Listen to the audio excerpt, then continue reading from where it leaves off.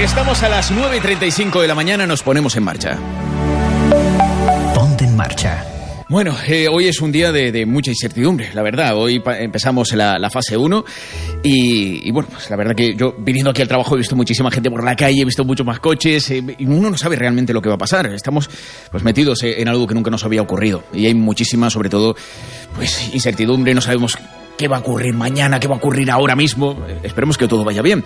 Bueno, vamos a hablar con José Antonio Pérez Tapias, político, catedrático de Filosofía de la Universidad de Granada, autor de multitud de libros, y vamos a conversar sobre todo esto que está ocurriendo. Lo tenemos justo ahora al otro lado del teléfono. Muy buenos días. Buenos días, muchísimas gracias. Bueno, un placer tenerlo con nosotros y sobre todo poder charlar sobre todo la situación que está ocurriendo ahora mismo. ¿Cómo ve usted lo que está pasando ahora? ¿Cómo ve la sociedad española? Pues usted ha empleado una palabra que es muy atinada. Estamos en una situación de incertidumbre porque no se sabe a ciencia cierta por dónde va a seguir evolucionando los acontecimientos, ¿no? Ahora mismo, con esta llamada desescalada y en las fases en que se va a ir produciendo, bueno, pues eso puede transmitir cierta tranquilidad si todo va bien. Aún así, pues el horizonte permanece muy difuso, por lo menos, ¿no? Y a poco que se piense, bueno, pues puede parecer un tanto oscuro, porque a la crisis sanitaria pues le acompañan otras crisis que se solapan, como la crisis económica, la crisis social, y todo ello son esos factores que sin duda siembran mucha inquietud, tanto a nivel individual, por lo que a cada cual le puede ir afectando esta situación, como a nivel colectivo. No obstante, pues hay ciertas situaciones, como estas que comentamos ahora, donde se vayan produciendo, que traducen cierta, o expresan cierta sensación también de cierta liberación o de cierto alivio, por lo menos, ¿no? Que hay que administrar con tanto cuidado como la incertidumbre. Claro, esa sensación de alivio puede llevar a pensar que ya está, que se ha acabado ya el confinamiento. Y no se ha acabado el confinamiento, estamos solamente dentro de una de esas fases de desescalada que son bastante difíciles de comprender, son difíciles de llevar a cabo porque a veces también pues crean cierta confusión, ¿no? Es normal también. De alguna manera habría que organizar esto, de alguna manera habría que hacerlo, pero todavía la sociedad, yo no sé si lo ha comprendido al 100% todo lo que tiene que hacer ahora mismo, ¿no? Eso se puede sumar también a que podamos vivir hoy o en estos primeros días un pequeño caos, ¿no? Sí, la verdad es que las prácticas que haya que llevar a cabo no siempre están definidas con la suficiente claridad. Por otra parte, es imposible, como ayer decía el mismo Fernando Simón, tan apreciado por todos con el papel que el hombre está desempeñando en medio de todo esto, que no se puede regular todo. No obstante, se ha regulado mucho. Es por ello que se existe en ese componente de responsabilidad, no solo en términos colectivos, sino también en términos individuales. Cada cual tiene que administrar, bueno, pues el espacio de su propia libertad de movimiento, de sus propias relaciones, de las cautelas que asume. En fin, todo eso es lo que toca hacer ahora, porque incluso aunque, bueno, llegado en el mejor de los casos a finales de junio y acabe lo que se ha llamado este confinamiento con sus correspondientes fases de salida o de vuelta a cualquier tipo de supuesta normalidad, bueno, pues aún así el coronavirus, COVID-19, pues va a seguir entre nosotros, ¿no? Mientras no haya, como tantas veces existe en ello, una vacuna que se pueda generalizar a la población, y hablamos del planeta entero, pues entonces va a ser imposible ahuyentar este peligro de manera definitiva. Habrá que convivir con ello de la forma más razonable y más eficaz. Por eso, incluso en los pronósticos más optimistas, no hay que perder de vista esta clave fundamental, esa variable, ¿no?, que va a seguir entre nosotros, que pueden darse casos de nuevos contagios, que hay que seguir manteniendo en alerta el sistema sanitario y, es más, reforzándolos desde los poderes públicos. Claro, aquí en este caso ya iría con cada uno, con cada persona, ¿no? Que tiene que llevar esa distancia de seguridad, que tiene que llevar mascarilla, que tiene que llevar también los protocolos para poderse pues lavar las manos, no tocarse la cara, todo lo que sabemos, todo lo que hemos aprendido durante este tiempo, pues no olvidarlo, ¿no? Eso yo creo que es lo fundamental. Si todos hiciéramos esto a la perfección, ni siquiera habría que cerrar nada, ¿no? No habría ningún problema, ¿no? Nadie se contagiaría si todo el mundo llevara esto como tiene que llevarse. Pero a veces parece que funciona más la gente con el miedo. Cuando hay miedo, la gente sí que actúa. Ahora parece que cuando las noticias son buenas, de repente es ver un par de noticias buenas y ver más gente en la calle. No sé si a lo mejor está directamente relacionado o a lo mejor son cosas mías, apreciaciones subjetivas. Sí, el miedo sin duda es un factor que funciona y, en fin, de manera muchas veces inmediata y de forma eficaz, porque da lugar a determinados comportamientos en virtud de los cuales, bueno, pues cambiamos conductas habituales, nos podemos retraer, tomamos ciertas precauciones. Bueno, en toda esta situación en la que llevamos 2 meses, más los que tenemos por delante, pues a la vez que hay que gestionar los peligros que no desaparecen, pues también hay que gestionar los miedos. Hay un miedo razonable, ¿verdad?, ante factores que sin duda imponen temor, y en este caso el contagio, pues hay que gestionar eso de una manera razonable. No se pueden despreciar esos factores. Claro, el peligro es que cuando el miedo desaparece o cuando el miedo incluso se puede reprimir, pasemos a comportamientos temerarios. Y es en ese punto delicado en el que nos podemos encontrar. Cuando a veces encontramos ciertos colectivos o vemos en los medios de comunicación, bueno, ciertas maneras de actuar, pues justamente, digamos, han dado ese salto, ¿no?, de un miedo razonable a un miedo, a unos comportamientos temerarios que desprecian los factores de peligro. Por otra parte, tampoco hay que dejarse llevar por miedos irracionales. Es decir, por una situación de agobio constante y perpetuo que puede ser dar lugar a comportamientos obsesivos y en el extremo a una situación de pánico. Entonces hay que administrar bien el miedo, hay que gestionar los miedos, porque son individuales, son colectivos, tienen factores que los provocan de carácter objetivo, pero se viven subjetivamente, no afectan a todos por igual. Hay muchos tipos de miedo o muchas formas de vivir el miedo. Por ejemplo, no lo mismo como han vivido y viven en esta situación personas mayores o personas en situación de riesgo ante contagios que otros colectivos. Por eso hablamos del corona hambre como algo que sigue al coronavirus, porque en muchos colectivos, en determinados países, se le teme más al hambre que al contagio. Bien, entonces es todo eso lo que da a toda esta situación que vivimos y a todo este proceso, porque como bien se dice, es algo dinámico que va cambiando, una complejidad grande. Claro, que pasamos de un problema sanitario a un problema social, ¿no? Ya está íntimamente ligado una cosa con otra. Dentro de bien como decía, el corona hambre, que ahora parece ser que también es algo de lo que más miedo nos da, ¿no? Esa situación económica que nos pueda llevar, sobre todo aquí en Canarias, que vivimos por gran parte del turismo que se ve paralizado, que todavía pues no sabemos lo que va a ocurrir. Eso también en la sociedad puede dar lugar a cierta incertidumbre también que nos traiga más miedo, ¿no? Es lo que está ocurriendo en el día de hoy. No sabemos hacia dónde estamos yendo, ¿no? Está mucha gente yendo a trabajar, pero sin saber hacia dónde vamos. Por supuesto, es así. Claro, y es lógico que muchas personas, muchas familias, determinados sectores sociales, pues lo vivan, digamos, con mucha presión y de una manera muy acentuada, porque también les va la vida en ello, ¿no? Aquí los factores de incertidumbre también se acentúan especialmente. Claro, el miedo que razonablemente se ve suscitado por todas estas situaciones de precariedad, de desempleo, de un futuro más que incierto, bueno, pues es el que se trata también de contrabalancear con medidas sociales, con políticas sociales, desde todo lo que se ha hecho a través de ERTE, del desempleo, de medidas de política social y de otro tipo. Bueno, estamos detrás del ingreso mínimo vital. En fin, todas son medidas sociales que, claro, en un Estado que quiere ser social y democrático de derecho, pues es absolutamente indispensable que se ponga en marcha. De lo contrario, tiene mucha fuerza el corona hambre, digámoslo así. Es decir, ese miedo al hambre, a la incertidumbre, a que, bueno, la vida no se pueda sostener, ya no solo por el peligro de la enfermedad y en el extremo la muerte, sino en este caso el peligro es la precariedad y en el extremo otras formas de muerte, ¿no?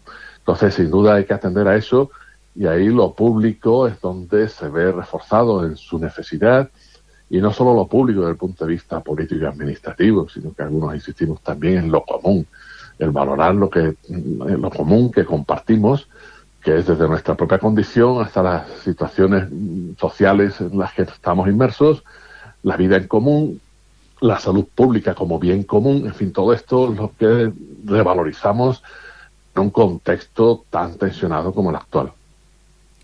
Claro, ante este enemigo común, que es el coronavirus, en realidad lo que tendría que pasar dentro de la sociedad es que lo que suele pasar también es que cuando hay un enemigo en común, la sociedad se une, ¿no? Pero claro, una vez que desaparece ese enemigo en común, después los enemigos vamos a ser nosotros, unos con otros, ¿no? Porque si hay una parte de la sociedad que está sufriendo y hay otra parte que seguramente se va a enriquecer de todo eso, tendríamos que aprender de todo esto y hacer de verdad, debería de funcionar de verdad que nos ayudemos los unos a los otros. Debería de servir este virus para ayudarnos, porque lo que nos viene es justo el problema que vamos a tener entre nosotros, no un problema que tenemos con un virus.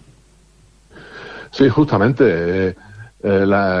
Sin duda, en una primera etapa, sobre todo la que ha supuesto este confinamiento tan riguroso, pues han funcionado determinados cauces de solidaridad entre ciudadanos y de ciudadanos en apoyo y con motivos más que sobrados y suficientes a los colectivos que hacían posible el mantenimiento de la vida en estas circunstancias, ¿no? De sanitarios hasta, en fin, trabajadores y trabajadoras de todos los servicios que han permitido que las cosas funcionen en lo que se han llamado actividades esenciales. Pero claro, la solidaridad del miedo, que en determinados momentos funciona, y no solo funciona, sino que es necesaria para hacer frente a situaciones de riesgo o de peligro que afectan a todos, y bueno, de ahí que la epidemia incluso se llame pandemia, porque es la globalización de la enfermedad, cosa que no estaba contemplada, no estaba prevista. Bueno, pues esa solidaridad del miedo tiene un recorrido que no es muy largo. En cuanto las situaciones se prolongan o en cuanto cambian ciertas variables, pues entonces los motivos que el miedo aglutina empiezan a dispersarse, a verse de diferente manera, según clases sociales, según países. Estamos viendo las dificultades que hay en la Unión Europea para articular no solo vías de financiación, bueno, estaban toda la cuestión de los bonos o los coronabonos, etcétera, y no parece que eso esté en el horizonte inmediato, todos los mecanismos de ayuda, pero es que incluso coordinaciones en cuestiones elementales como de transporte, hoy está sobre la mesa en fin, las líneas aéreas, pues está costando, Dios y ayude, en que eso se coordine. ¿Por qué? Porque la solidaridad del miedo se ha acabado en la Unión Europea, ¿no? O no se ha dado suficientemente. Entonces eso es lo que nos debe hacer pensar que además de esos factores que funcionan, digamos, por vía negativa, ¿no? Lo que no se debe hacer, lo que no podemos. Perdón, hay que tener en cuenta también factores positivos, ¿no? Que aglutinen en positivo. Pasa también a nivel político. Una coalición negativa es la coalición entre aquellos que se oponen a algo. Pero una vez que ese algo, bueno, pues desaparece o cambia, pues estamos en un contexto distinto, pues la coalición negativa hay que transformarla en una coalición positiva. El gobierno de coalición que tenemos ahora con sus apoyos parlamentarios sabe bien de qué se trata. Claro. A veces parece también que la sociedad... bueno, también es muy difícil hablar de la sociedad en líneas generales, muy complicado, pero a veces parece que la sociedad está más concienciada que grandes compañías, como por ejemplo hemos visto también ese vuelo de Iberia Express, que viaja prácticamente completo, de la protesta de los pasajeros también, y después también ha habido pues ahora una réplica por parte del gobierno hacia esto que ha ocurrido. Esas medidas, parece a veces también la sociedad que la sociedad está pidiendo a veces también que sean más rigurosos. Esto tiene dos caras también, ¿no? Que la sociedad, también hemos visto los que se llaman ya policías de balcón, gente recriminando a personas que estaban en la calle. El miedo también genera eso, ¿no? A veces también se pide, y siempre puede venir, pues el pedir un Estado más autoritario dentro de cuando haya una sociedad que se ve resquebrajada o se ve pues amenazada por cualquier tipo de circunstancia. Pues a veces también eso genera un tipo de gobierno o la petición de un gobierno con más autoridad. ¿Eso puede pasar? ¿Está pasando? ¿Cómo lo ve usted? Sí, es así. Es decir, en este contexto no se puede perder de vista ese otro riesgo, ¿no? El que ante estas situaciones de incertidumbre, pues se empiecen a plantear ciertas vías autoritarias, y lo vemos en los discursos políticos de ciertos partidos. Especialmente tenemos pues una derecha y en el extremo una ultraderecha con componentes fascistas, que claro, ¿qué ofrecen? Pues tratan de ofrecer la seguridad que no se tiene. Claro, lo que ocurre es que ese ofrecimiento es en falso, porque no pueden sostenerlo ni garantizarlo, y si fuéramos por determinadas vías, pues nos estrellaríamos por otros sitios, ¿no? Es decir, que esa salida autoritaria pues responde a esa tendencia que suscita siempre el miedo, que es la huida. Y en este caso la huida a buscar refugio en liderazgos fuertes, en determinadas comunidades que se cierran, en ideologías que parece que dan amparo y que tienen soluciones para todo. también en enfoques que ante peligros en común descargan la responsabilidad en cualquier tipo de chivo expiatorio. Durante mucho tiempo han sido los inmigrantes, se puede buscar ahora cualquier otro sobre que la responsabilidad colectiva echa las culpas indebidamente. En fin, son salidas autoritarias que expresan el miedo, como decía Erich Fromm, en este caso el miedo a la libertad, una libertad que tiene que desempeñarse y conducirse desde la responsabilidad individual y colectiva. Por lo tanto, también ahí aparece un flanco importante donde hay que administrar el miedo, donde hay que llevarlo a términos razonables, donde hay que evitar todo tipo de salida autoritaria e insistir en la responsabilidad, en todos los elementos en común, en lo que suponen ciertas normas que obligan a todos, desde los gobiernos hasta los ciudadanos. Y es ahí donde hay que activar pues esa otra conciencia que, en fin, yo subrayo como conciencia republicana, en el sentido de que supone el ejercicio de ciertas virtudes cívicas, por otra parte, pues una dinámica política respetuosa con la división de poderes, con una comunicación a una ciudadanía que tiene que participar a su vez en las medidas que se toman, y es ahí donde hay que poner pues nuevos acentos, ¿no? Porque la salida de esta crisis no puede ser antidemocrática, sino que ha de servir para reforzar también de camino la democracia, aunque nos suponga pues un trance complicado también a esos efectos. Claro, es que es una fina línea que separa esa autoridad que viene muchas veces muy bien, como decíamos, esa protesta también de los ciudadanos que se veían dentro de un avión pegados unos a otros y la respuesta de la compañía era que tenían mascarillas, ¿no? Y esas personas reivindican sus derechos a estar sanos, a no contagiarse, y eso es perfecto. Pero claro, después ya, si seguimos avanzando en el tema del miedo, pues está dando lo que está dando también por otro lado. O sea que tenemos una sociedad ahora mismo que se ve con todo eso encima, que no sabemos realmente cómo actuar con todo lo que tenemos en nuestras manos, todo lo que está pasando, y puede ocurrir eso, como decía. Bueno, también podemos ir hacia el otro extremo. ¿Qué cree que va a pasar en Europa? Yo sé que a lo mejor aventurarse en esto es muy complicado, pero a lo mejor en líneas generales, ¿qué puede pasar? ¿De verdad va a haber más ayudas sociales? ¿De verdad se ha visto algunas cosas, pero no sé si vamos a avanzar hacia una sociedad pues más solidaria, una sociedad que tenga en cuenta también que la ayuda entre todos es la única forma de salir adelante con todo esto? ¿O cree que se mantendrá todavía como lo teníamos hace, meses atrás? En general, los humanos somos como somos y tenemos procesos de aprendizaje complejos y estamos muy predispuestos a olvidar cuando pasa el peligro, ¿no? Cuando salimos de situaciones difíciles. Es una experiencia largamente confirmada en la historia de la humanidad. ¿Qué hemos de hacer? Lo que hemos de hacer es no confiar todo a la buena voluntad, porque esta se puede debilitar, sino traducir las experiencias acumuladas en recursos institucionales, en normas, es decir, que el aprendizaje colectivo se plasme en realidades objetivas. Claro, eso en la Unión Europea tendría que suponer modificar ciertos mecanismos de decisión. Estamos viendo, y ya lo vimos en la crisis a partir del 2008, donde la Unión Europea, en fin, con todo su Parlamento y todas sus instituciones, pues no solo tenía un déficit democrático grandísimo, sino que en muchos momentos actuó de manera antidemocrática. Y ahora vemos que a esos déficits se añade también una inoperancia y un burocratismo que es paralizante. Y vemos cómo la misma Comisión Europea está trabada, no da avances en cuestiones que tiene que resolver, se demora muchísimo. Es verdad que poner de acuerdo, ahora 27 países, el Reino Unido está ya más allá del Brexit, entonces no es fácil. Pero aún así se evidencia una falta de voluntad, institucional, para que eso fluya de otra manera. Se ha evidenciado de nuevo pues una distancia enorme entre la Europa del norte y la Europa del sur, cosa que ya venía ocurriendo. Y en este caso lo que expresa ese abismo, esa distancia, pues es una desconfianza grande. Y sobre esa desconfianza es muy difícil asentar una organización supraestatal como es la de la Unión Europea.